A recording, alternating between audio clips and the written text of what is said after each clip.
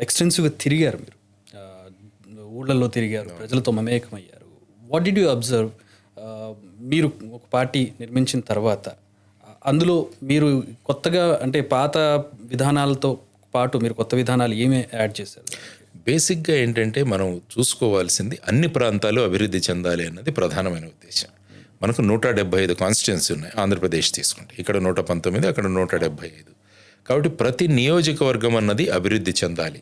అంటే మేమేమన్నామంటే జై భారత్ నేషనల్ పార్టీలో ప్రతి సంవత్సరం ఒక్కొక్క నియోజకవర్గానికి 100 కోట్ల రూపాయలు కేటాయించాలి. అంటే 5 సంవత్సరాల కాలంలో ఒక్కొక్క నియోజకవర్గానికి సుమారుగా 500 కోట్లు వస్తుంది.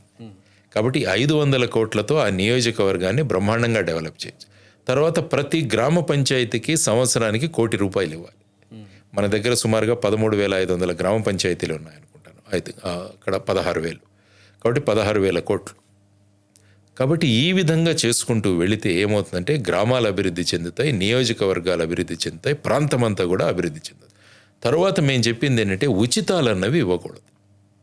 ఈ ఉచితాలు, ఫ్రీబీస్ లాంటి వల్ల ప్రజలను మనం సోమరిపోతులుగా తయారు చేస్తున్నాం. ఫ్రీబీస్ ఎవరికి ఇవ్వాలి? 60 సంవత్సరాల పైబడిన వాళ్ళకి, వితంతువులకి, తర్వాత వచ్చేసి దివ్యాంగులకి. ఈ ముగ్గురికి మాత్రమే మీరు ఫ్రీబీస్ ఇవ్వండి, మిగతా వారికి ఉపాధి ఇవ్వండి. ప్రతి కుటుంబంలోంచి కూడా ఒక ఉపాధి గనక మనం ఇవ్వగలిగితే వాళ్ళ కాళ్ళ మీద వాళ్ళు నిలబడతారు. సంవత్సరానికి 15,000 రూపాయలు ఇవ్వడం కాదు, నెలకు 15,000 రూపాయలు సంపాదించుకునే విధంగా మనం పరిస్థితులను మార్చాలి. గ్రామాల్లో ఇండస్ట్రీస్ పెట్టాలి, ఫుడ్ ప్రాసెసింగ్ తీసుకురావాలి. సో ఇలాంటివన్నీ కూడా ఆలోచనలతో ముందుకొచ్చామన్నమాట. అది బేసిక్గా మేము ఆలోచిస్తున్నది. మా ఆలోచనలు ఈ విధంగా ఉంటాయి అన్నది. ఎమ్మెల్యేలకు నో సెక్యూరిటీ. ఎందుకు సెక్యూరిటీ? ఎందుకండి? ఎమ్మెల్యేల గన్మెన్ ఎందుకు? ప్రజల్లో ఫ్రీగా తిరగగలగాలి. తర్వాత వచ్చేసి ఎకానమీ క్లాస్లో ప్రయాణం చేయాలి, ఆర్టీసీ బస్సుల్లో ప్రయాణం చేయాలి. సో ఆ విధమైన ఒక మార్పు. ఎందుకంటే మాణిక్ సర్కార్ అని ఒక ఆయన ఉండేవారు, త్రిపుర సీఎంగా ఆయన పనిచేశారు. ఆయన ఆఫీస్కి ఆర్టీసీ బస్సులో వెళ్ళేవాడు, సీఎంగా కూడా.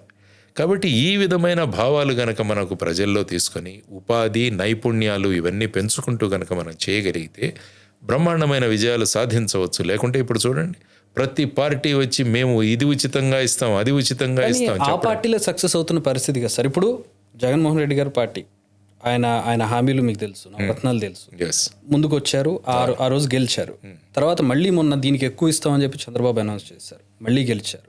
మీరు ఎక్కడ 90% పొలిటికల్ పార్టీస్ ఇలాంటివి అనౌన్స్ చేసి గెలుస్తున్నటువంటి సందర్భాల్లో మీరు చెబుతున్న ఫిషింగ్ నేర్పించాలి, ఫిషెస్ ఇవ్వకూడదు, వాళ్ళకి ఆహారం సంపాదించుకోవడం నేర్పించాలి, వర్కౌట్ అవుతుందా ప్రజల్లో? అంటే ఇది మార్పు తీసుకురావాలి, ఆలోచన విధానంలో మార్పు తీసుకురావాలి. అంటే మీడియా, మీలాంటి వారు, మేము అందరం కలిసి ఒక మార్పు ఇప్పుడు ఏమన్నారు? నవరత్నాలు ఇచ్చారు, రాష్ట్రానికి 10 లక్షల కోట్లు మీరు అప్పులు చేశారని. మళ్ళీ అవే పథకాలు మళ్ళా చేస్తే మళ్ళీ రాష్ట్రం అప్పుల్లోకి వెళుతుంది. వీళ్ళెవరు తమ సొంత జేబుల నుంచి డబ్బులు ఇవ్వట్లేదు. అవును,